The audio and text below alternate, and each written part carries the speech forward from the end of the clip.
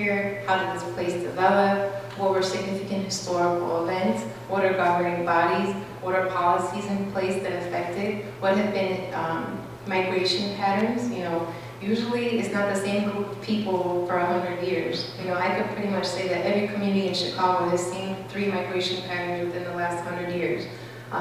Little Village, the community that I work in, was named Little Village because they're all Eastern Europeans living there, and the architecture is all Ukrainian.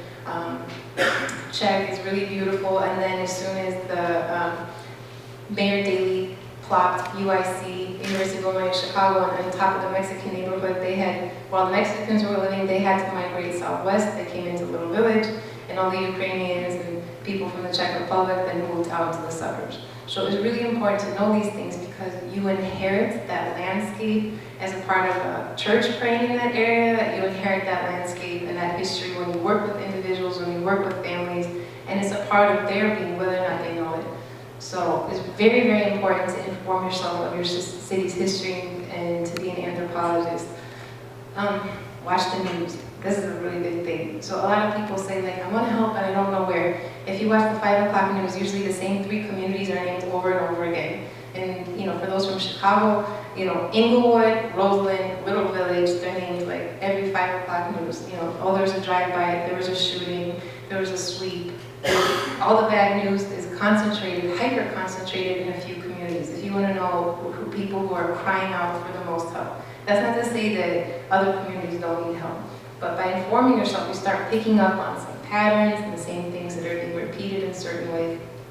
And volunteering and being consistent with your volunteering. Not once a month in 12 different places, but make a commitment. I'm going to a nursing home twice a month, every Saturday afternoon. And go there for a year and build consistency because that's one of the most important things. All right, as a mission team or as a church, I believe it's really important to work in a team, as a parish or as a group of people in your parish. Number one, for mutual accountability, that you hold each other accountable for the commitments that you make, because there's a lot of energy and enthusiasm at the beginning, and then it dies out, and then you have your own problems, and then you drop it all together, which you can get away with if it's just you, right? In churches, stewardship committees or philoptokos or women's societies are usually somewhat open to talking about things like this. I just offer that as an example. If you're working within a group of people or within a parish, you need to take stock of shared talents.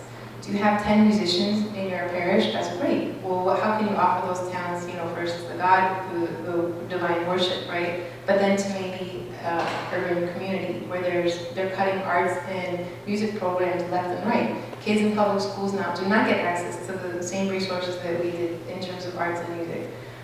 Do you have a lot of doctors in the community or in your parish or in your community? Well, why can't you set up a free clinic? These kind of things. So take stock of shared interests and then make an inventory of common interests. Maybe you have a parish that's very inspired to work with kids, or you feel compelled to work with the elderly, or you have a group of people in the parish who really want to do prison ministry. You need to have some kind of shared purpose or vision behind what you're doing. Start building momentum through consistent volunteer work. Maybe your vision is to have a community Orthodox youth center, or are we a halfway Orthodox halfway home, taking in men and women coming out of prison. But you're not going to go from point A to point Z within 1 month, right? So you want to build a halfway home? Okay, start building a prison ministry. Write letters to people in prison. Do that for a year and see where people really stand. Because that building of momentum is really, really important in terms of developing a real mission. Read the lives of missionary saints, especially ones, I would say that lived in the 19th and 20th century. St. John of Kronstadt, I recently read about his house of industry and what he did with people, and it's extremely inspiring. So we have examples in our church that we should pray to and ask for their intercessions and their inspiration, and can be informed by their own lives. Build relationships with local partners. So remember, I talked about St. Nikolai criticized the Orthodox Church as being tiny islands in the midst of a stormy ocean. So don't be an island in your approach. So let's say you're working in the Hill and you want to start a halfway home, right, in Pittsburgh. Are you going to work by yourselves, or are you going to find that there's a group of people who do job training for ex-felons, and then there's a Baptist church that does a soup kitchen and provides some form of employment for ex-felons? Well, should you work by yourselves, or should you incorporate people and to create a network of support, and include it be an inclusive process? Because that can be apostolic and evangelical in itself in the Orthodox Church. So don't be an island when you decide, what your vision is with it. That you really should make friends and collaborate with local partners, and then get involved in community networks. Every community has some coalition, collaborative, or network. In Little Village alone, we have the Hope Response Coalition, which is around nutrition and access to healthy foods. We have Roots to Wellness, which is a mental health collaborative, and we have the Violence Prevention Collaborative, which is around public safety. Those are just 3 in one neighborhood. I guarantee there's some kind of coalition working in this neighborhood as there is in the Hill, and that connects you with local partners, and it brings you into communion, if you want to put it that way, with other people who have a similar vision and purpose and inspiration. So those are just some general things about working in a mission team. I encourage people to take baby steps when you're talking about, doing urban mission. Angel Tree and Christmas gift programs are great. Soup kitchens, also great. Again, this is building people's capacity, and they're learning and they're growing. You don't want to fail at the beginning by having too big of a vision. Thanksgiving dinners, some of the parishes in Chicago who would never go and talk about urban mission will open their doors on Thanksgiving for people to come in and have a hot meal. Habitat for Humanity, some churches do some kind of building trip in the summer. These are all great things. The thing that I would push back against is it should be real, it should be tangible, and it should be local. No comfortable distance or detached service. So even, like I gave the example of IOCC emergency kits. They're helpful and they do great things, but it's very detached. You bring in 10 tubes of toothpaste, it's great, you put it in a plastic bag and you send it off. And there's really, I guarantee in the kids, no registry of what that means, where it's going, or the impact it has, versus doing something in your own community.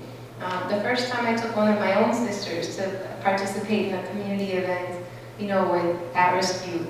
When she was driving home and she was looking at the skyline of Chicago, she said to me, I can't look at the city the same way.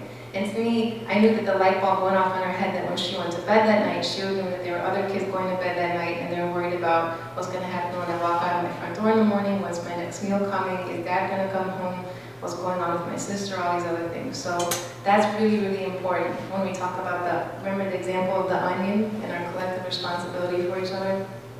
So I'm going to give a little example, a case study of Christ the Savior in Chicago. The priest is Father John Baker. He's from Flint. Anybody know Father John here? So Christ the Savior, the church in itself, is located in the Gold Coast of Chicago. You don't get any more affluent than the Gold Coast of Chicago. And it's a very diverse parish of about 100 people. My fiance does a lot of work with at-risk youth, and he mentors them, develops programs and gets them involved in different activities. So we started having to wake up an hour earlier on Sunday and start loading up our cars with kids and bringing them into liturgy on Sunday, which we were like, I don't know how this is going to go. What are people going to think when you have kids with shacks, this little gang haircut where they have, crew cut and long hair in the back, or weird dyed hair, or tattoos, or piercings, they're coming in their hoodies, and all these other things. So what is the parish going to think when they start bringing kids in that look like that? And here you have 2 of the kids, and that's Father John. So what ended up happening is that the parish was really moved by having the kids there. And without even realizing that they were praying for them, the kids came to Holy Week, into Pascha service, and they, even though they really couldn't understand what was going on in the church, and some of it really confused them, that they felt welcomed, which was the most important thing. And slowly they're beginning to ask questions. Now they're beginning to venerate icons, and one of them wants to know about baptism. The Anderson, who's on the left-hand corner, his brother, who's been in the Department of Corrections 7 times by the time he was 16, keeps telling Father John, I want to be a martyr. I want to be a martyr. Like the first time he heard about church martyrs, he loved it. And so when Father John talks about martyrs, he's like, I want to be a martyr. Which is amazing coming from a kid who's been, again, Department of Corrections 6 times, but 7 times by the time he's 16. So I want to share a specific incident that really opened my eyes to the impact this has on the community, even having kids or people with backgrounds or with various life struggles, with the impact it can have on a community that's even located on the Gold Coast. Anderson and his 2 brothers were coming home at night from work down the block. This happened 2 weeks ago. Down the block, somebody got beat up, and the cops were surrounding this house, and they see 3 kids go into this building, and they decide to come after them because they look suspicious. And they came in, they dragged these kids down, 5 grown men, each over 250 pounds. They dragged these kids down 2 flights of stairs, put on brass knuckles, and they start pounding their head.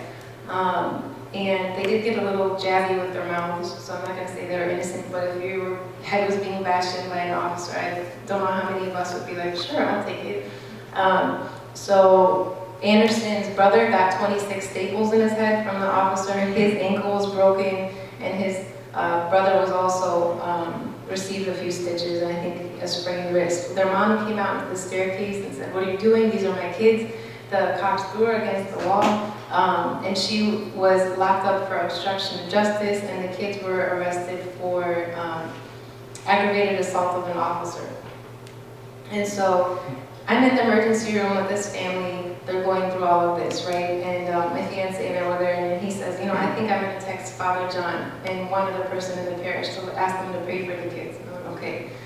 The next morning, we had 20 missed calls from different parishioners because the 2 of them found out, and they activated the whole, prayer network. Father John went to the police station just to ask and inquire about them. When the kids found out that a priest went to go visit them, do you know what their reaction was?